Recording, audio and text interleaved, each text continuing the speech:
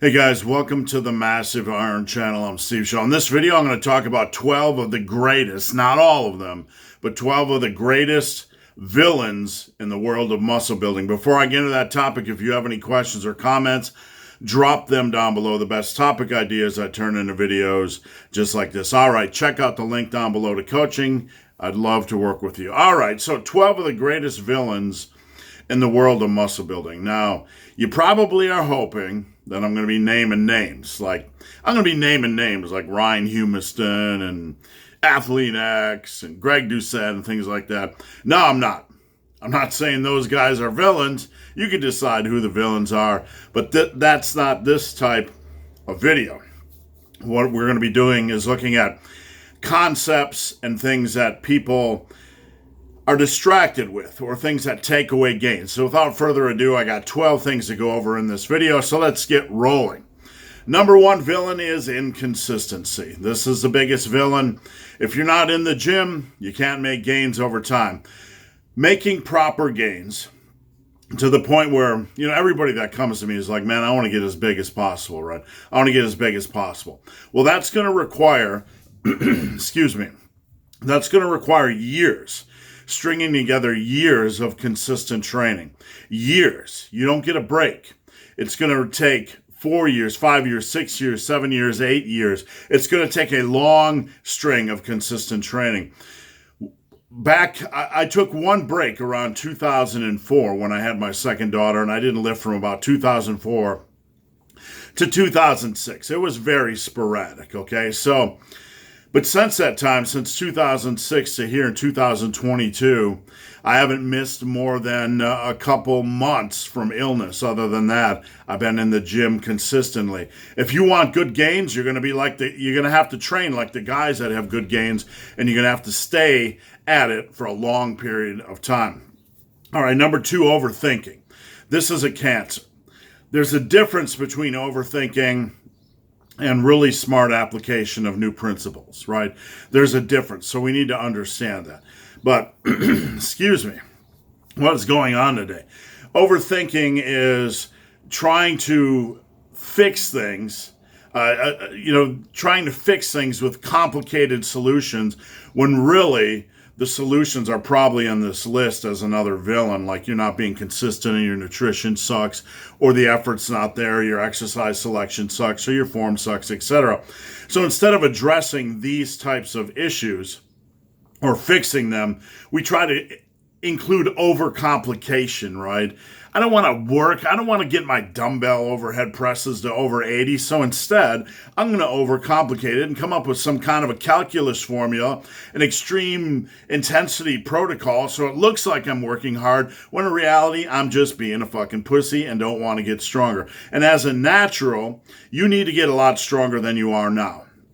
You do. And you can overcomplicate things all you want, but it's not going to replace the hard work and the things in this list. All right, number three, poor nutrition. I've been beating the drum all year on this, and it's a big one, and it's something people are dismissive of. Oh, eat well, nutrition, yeah, whatever. Okay, I got it, eat well, whatever. But the thing is, we're after a very specific goal, and that's to build muscle. That's a specific goal, and it's not easy to do. Even though it's basic and simple and we know the rules, it's not easy to do. But one of the easiest ways to hamstring yourself or to stunt your progress is to not take your nutrition seriously. I can't tell you how many people that come to me and they're not tracking anything, or they have no idea what's going into their gullets. They have no idea what the scale is doing. If you want to gain muscle, you have to have some idea what the scale is doing. You have to have some idea what your nutrition is going. The more precise your nutrition is, the more precise your results can be. You're opening the door to more precise results. Now, I'm not telling you have to weigh your food. I've never weighed my food in 37 years. You don't have to weigh your food and get super obsessive, right? But you need to have consistent calorie intake and consistent protein intake and monitor the scale probably a couple times a week to make sure the scale is doing what it needs to, and it's not just flatlining. if you've been training for 5 years and your weight hasn't moved from 177, how much muscle do you think you've built, right? You could be training, just incredible with an incredible degree of intensity, but your nutrition sucks and it's causing you to leave muscle gains on the table. So don't discount it. You need to be precise if you want to build quality muscle. All right, number 4. This is a big villain. Dirty bulking, fat bulking, gaining weight rapidly during a bulk. Okay, what this does is just throws you into another cutting period. Bulking doesn't have to be stupid. It doesn't have to be a word we hate. My clients generally aim to gain 1.5 pounds to 2 pounds a month over a period of about 4 months, and then we reassess. So we look to have them gain 6 to 8 pounds, and then we'll do a mini cut for a lot of them, and then reset and move forward. It's a very wise, intelligently structured weight gaining program that will accompany your muscle building efforts in the gym and help you gain weight properly. With this type of program, and I'm not elevating my program above anybody else's bulking protocol, but with my program, for example, my clients are bulking at least 10 months out of the year and they're not getting fat. If anything, they're recomping because we're throwing in mini cuts. So they're bulking at least 10 months out of the year. That gives them a lot of muscle building action going on. And they're improving their strength. They're building their muscle. They get to stay in a calorie surplus, which is fun, right? Which is fun. And the problem is if you do a fat bulk, then you're reducing the period of time during the year where you're actually training hard and in a calorie surplus. So if you go gain 40 pounds in like 6 weeks, all of a sudden you have to spend like 4 months, 5 months, 6 months losing that. And that time is taking you away from building muscle or being in a calorie surplus. All right, number 5, fear-mongering. Dangerous exercises, dangerous exercises. Oh, this exercise is dangerous and that exercise is dangerous. See, got something in my eye right in the middle of the video. Leg extensions. Hey, big hairy ugly dude. Leg extensions dangerous. Upright row is dangerous. This is dangerous. That's dangerous. So-and-so said this is dangerous. I'm not discounting the possibility that any exercise has a degree of danger, but physical activity has a degree of danger, right? And be really careful with the fear mongering.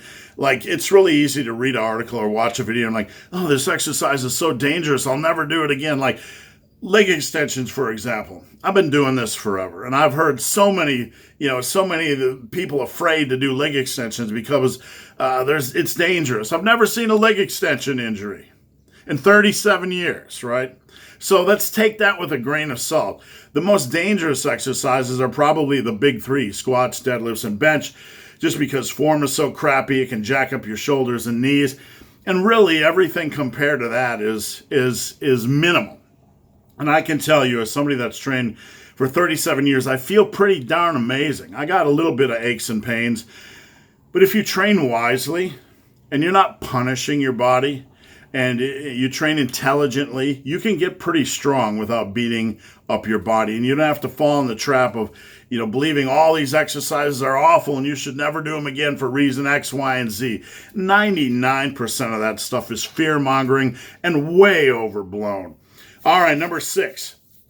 This is a big villain. Stopping when the weight feels heavy. You go into the gym, you're rolling along on dumbbell bench, and all of a sudden you get to 60s and you're like, oh man, that feels heavy. I'm going to stay here for a while until it feels light. Feelings.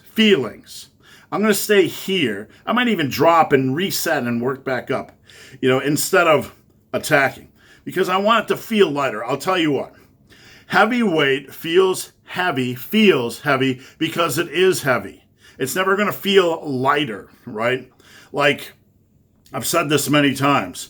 When I got to 315 by a 5 squat, it felt heavy. It felt heavy because having 315 pounds on your back is heavy. I built up to 640 for a double or triple or whatever it was. Video on this channel with chains. And you know what? It feels heavy because it is heavy. But when I was squatting up at that level, when my squat was approaching mid-6s, 7s, 315 still felt heavy because it is heavy, and 365 felt heavy during a warm-up because it is heavy, and 405 felt heavy on my back because it is heavy. So just because something is heavy doesn't mean you can't move it. You need to safely attack a +1 and fuck your feelings. It doesn't matter if something feels, does this feel heavy? Is it feeling heavier? Is it feeling lighter? Who gives a shit? Fuck your feelings. That's a stupid way to worry about whether you should advance. Fuck your feelings. We don't worry about feelings. We worry about safe +1s. We worry about form. Was my form good? If your form's good, you push as many reps as you can, even if it hurts your feelings. All right. Number 7, believing that volume or intensity replace these tools, the tools of adding volume or adding intensity techniques like drop sets, supersets, run the rack, all that kind of stuff. Believing that these replace the need for strength progression. Not at all.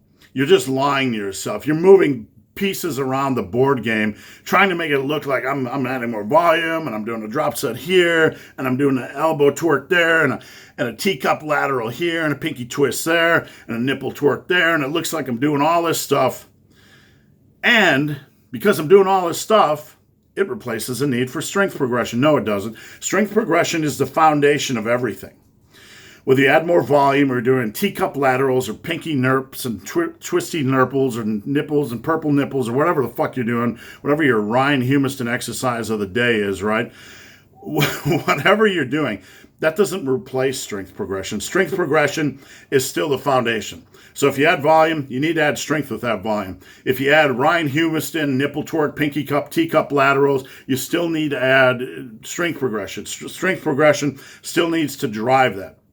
Strength progression drives everything. It has to be involved with whatever you do, adding volume, adding nurple, twerple, laterals, or whatever you're doing. Strength progression has to be there. All right, number 8, the belief that, I'm looking at my cheat sheet here, the belief that you need to frequently change workouts. How often do I need to change workouts? Never. Somebody's going to get their undies in a bundle, as my mom would say. Are your undies in a bundle? How often do I need to change workouts? Never. You don't need to change workouts. What you need to do is evolve workouts. Like, you can change workouts over if you want, if you're bored and you want a new training program, but there's no urgent need to change workouts. There's no hypertrophy benefit from frequently changing workouts. That's a myth and a lie. You can change it when you're bored or you need to mix things up, mentally, or you want to try something new, try some new variables. That's fine. But there's going to be no super hypertrophy benefit from frequently changing workouts every 4 months. Evolve your training. We're using the same damn exercises in all the workouts, so it's better to evolve your training based on needs. You're doing barbell rows, you don't like 8 rep sets, do 6. That's evolving your training based on needs. You're doing barbell rows, you're doing 3 sets of 6, and you feel like, hey, I could do one more. I want to do one more. I like it. It just feels good. Add a set, okay? That's evolving your training based on needs. In the long run, that's going to be the meta narrative. That's going to be the foundation that helps you move from a beginning lifter to an advanced lifter, where you come out at the other end and you're in this for 10, 15 years and you have your own unique workout style. That's from evolving your training.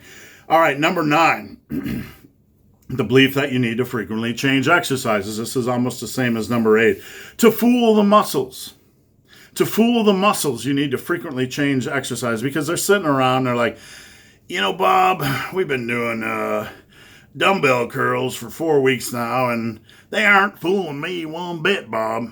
They're not fooling me one bit.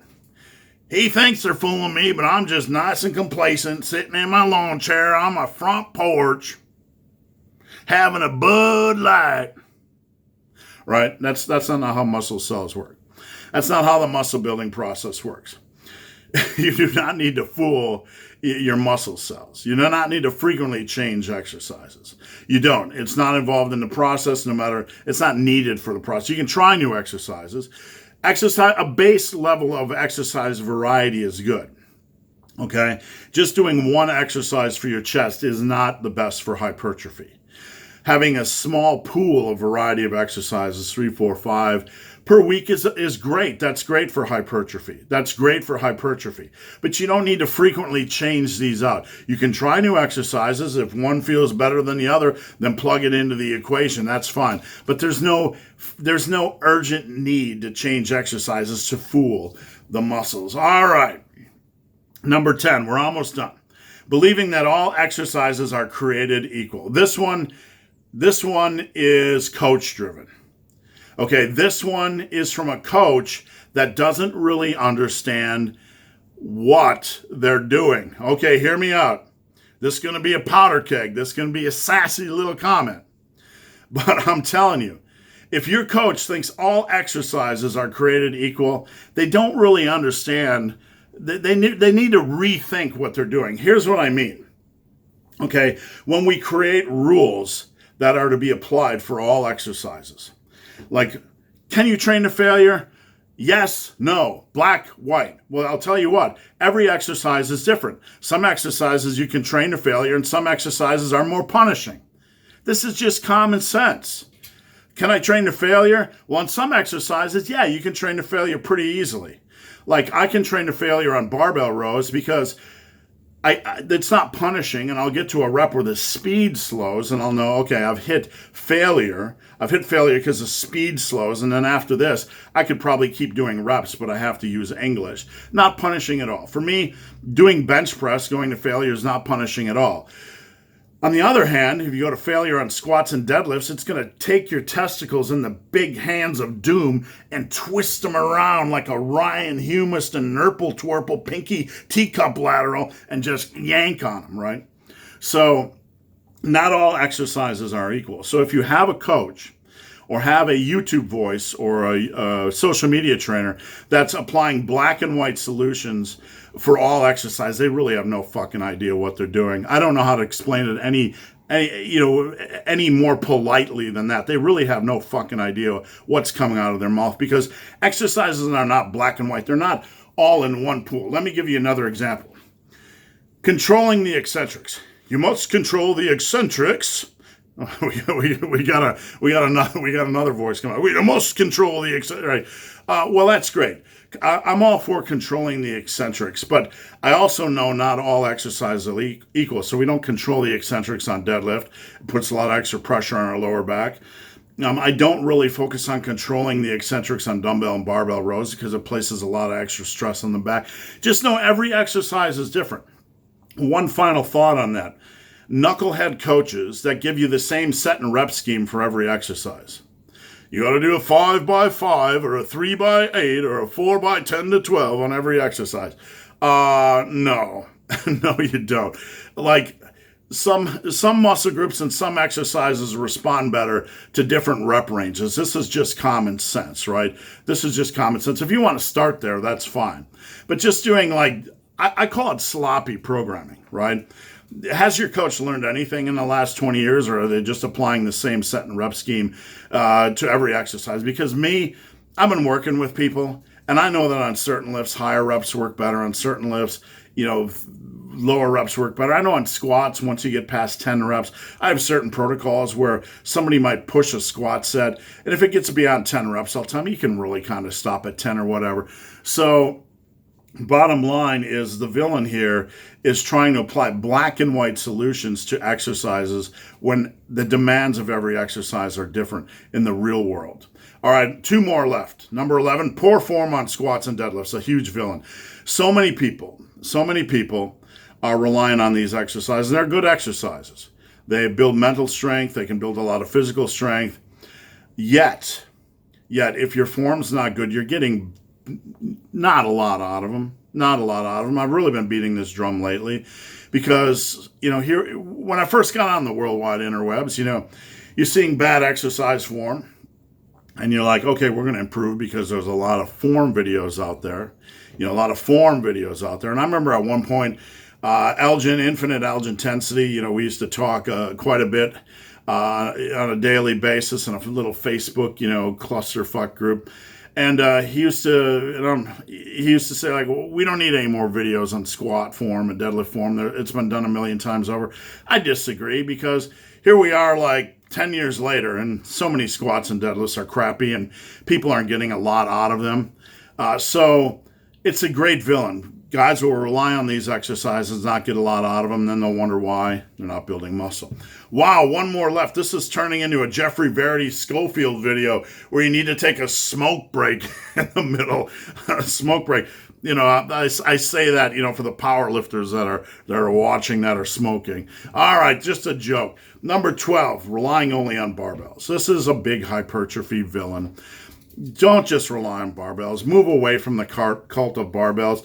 Dumbbell exercises and machine exercises are great for hypertrophy. And I'm going to say something that's controversial, but they're probably better for hypertrophy for someone in their first 6 months than barbells, because during your first 6 months of training, assuming you get up to speed on form during those first 6 months, there's going to be a lot of work to improve form. In the meantime, you're probably best to have a lot of dumbbells and machines in there with your barbell exercises.